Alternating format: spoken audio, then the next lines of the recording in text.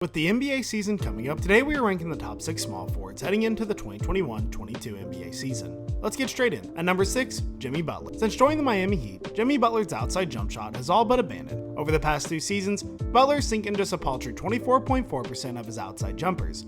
That's the worst percentage for any player with at least 200 3-point attempts in that stretch. That's what makes the rest of Butler's game so impressive. As a 5-time All-Star and 4-time All-NBAer, he is still ranked among the league's best players last season, even without much of a perimeter jump shot to speak of. In VORP, Butler ranked 6th among all players last season, despite missing 20 games on the year.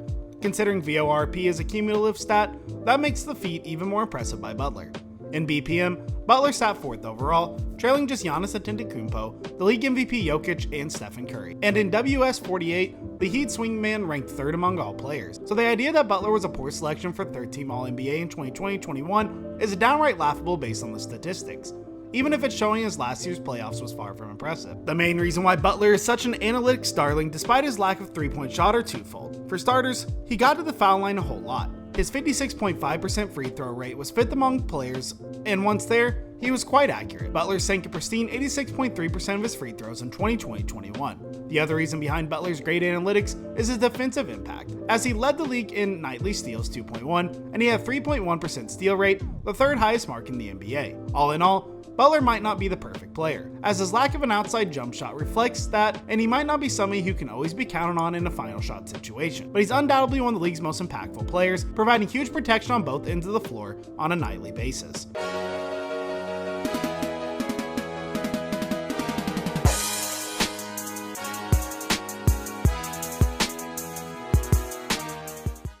At number 5, we have Paul George. Among the players who did the most to flip the narrative surrounding them in a positive direction last season was Paul George, who helped carry the Los Angeles Clippers to the Western Conference Finals for the first time in franchise history, doing so in part of that impressive playoff run without Leonard, who was out with an injury. George was monstrous over the Clippers' 19-game postseason, posting a 26.9, 9.6, 5.4 stat line while shooting 84.4% from the foul stripe over 8 attempts per game. George deservedly received All-NBA honors, making the 3rd team along with Butler, the fellow small forward who just outranked him on the list. Speaking of Butler, when discussing the best two-way players in basketball, near the top of the list are both the Heat swingman and the Clippers small forward. We just went with George for our exercise because we expect a huge 21-22 season out of him, with Leonard set to miss most, if not all, of the campaign. You're really splitting hairs when choosing between George and Butler, as both excel at an elite level on both ends of the floor, but we went with George as the first player to crack the top 5 for our ranking.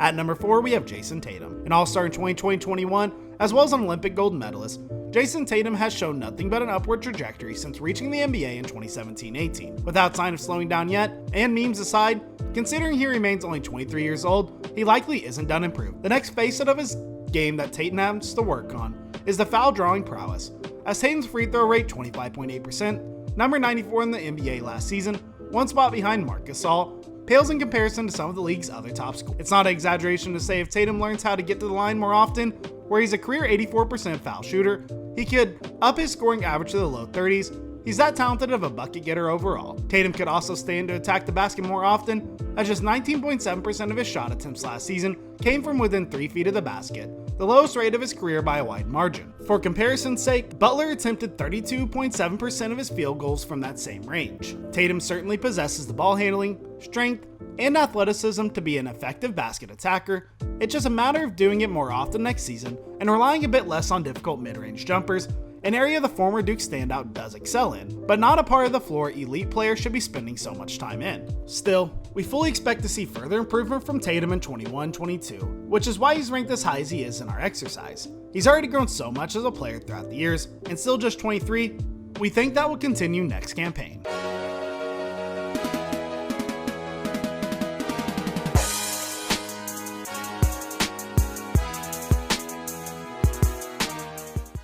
Number 3, LeBron James. Perhaps our most controversial ranking on the list. LeBron James checks in at 3rd place of our top 22 small forwards for 21-22. For starters, we have to explain why we went with the 4-time league MVP as a small forward when he's mostly been running points since joining the LA Lakers. The reason for that was because naturally, James has always been a wing and hasn't changed since his arrival to Los Angeles. He makes plays for others, he scores, he rebounds, and most importantly for our purposes, he usually defends opposing wings or smaller power forwards. For those reasons, we went with James at number 3. Now, to explain why he's ranked 3rd overall behind 2 players just below. James is still one of the best players in the world, and he very well might have been heading to his 5th MVP had he stayed healthy last season. The problem is now that he's 37 years old. James has had trouble staying healthy over the past few seasons, something that might not change in 2021-22 considering the absurd mileage on his body. What's more, according to advanced analytics, despite James' fantastic raw averages, 2020-21 was actually one of the weaker campaigns of his career. According to BPM, last season was the 3rd least impactful of James' career. According to VORP, it was his 2nd least impactful. And according to WS48, it was also the 2nd least impactful. The fact that James still ranked among NBA's top 23 players in the league last year in each of those metrics, including the top 5 in BPM, speaks to his greatness. But we are starting to see some slight signs of decline from arguably the greatest player of all time. James will almost certainly be able to fight off Father Time for another few seasons, if no longer a la Tom Brady, and we still consider him one of the best players in basketball. But even if he has a similar 2021-22 to last season, we still think that these next 2 guys will have a better campaign than him, health provided.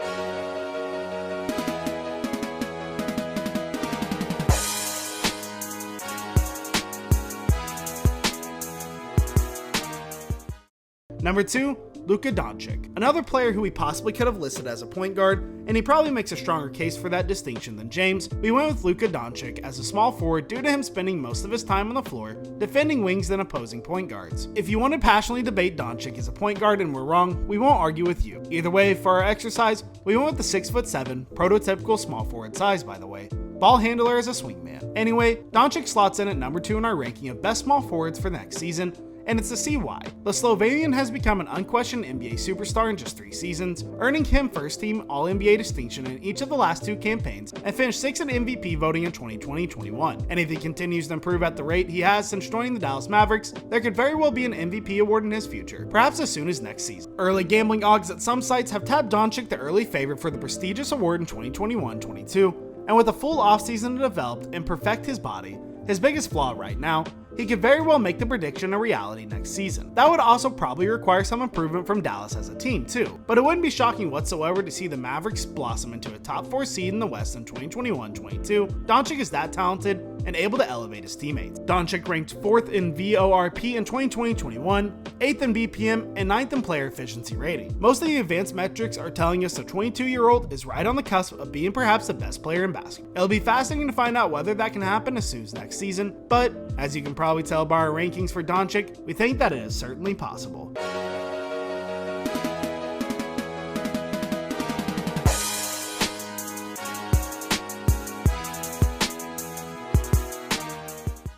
At number 1, we have Kevin Durant. What's left to be said about Kevin Durant that hasn't been said at length? As a scorer, he's borderline flawless. Among players with over 150 3-pointers and 300 field goal attempts last season, Durant had the 3rd highest true shooting percentage at 66.6%, trailing just Ingles and Bridges, a couple of players already covered on the list who aren't near the volume scorers that Durant is. Synergy Sports ranked him as excellent scorer last season, his first back after a devastating Achilles injury, sitting in the 91st percentile thanks to his 1.143 PPP on scoring opportunities. That was the 8th best mark in the league among players with at least 800 scoring possessions in 2020-21. And we all know what he did in the playoffs, where for long stretches, Durant looked like the best player in the world. The former league MVP put up ridiculous 34.3, 9.3, 4.4 stat line in the postseason, nearly leading the Brooklyn Nets to the Eastern Conference Finals, even without Kyrie Irving and with James Harden performing as a shell of its former self. It took Durant's toe being on the 3-point line very late in Game 7 for the Bucks to advance, and they were the eventual champion. Who knows what Durant would have done against the likes of Phoenix and Atlanta. Durant even followed that up with an Olympic performance of the ages, leading Team USA to a gold medal, despite the roster lacking various major names, and despite the Americans getting the best shots from a very lot of talented, experienced international foes. All in all, we expect more of the same same from Durant in 2021-22, and if he's able to stay healthy and miss less time than he did last season, he will still receive a good amount of load management in the regular season. There's no doubt about that. It's just about how many games he has to sit. We could be looking at an MVP frontrunner for the next campaign. Either way, over the past year, Durant has proven he's back to being the same old Kevin Durant, even after the Achilles injury, and that's why we have him projected to be the best small forward in the NBA in the 2021-22 season. Well guys, thank you so much for making it to the end of our video. What do you think about our rank? Do let us know in the comment section down below. Did we leave anyone out or put someone too high? Be sure to smash that like button, subscribe to Tip Top Sports, and ring that notification bell so that you never miss another video from us. Once again, thanks for watching, and we'll see you in our next video.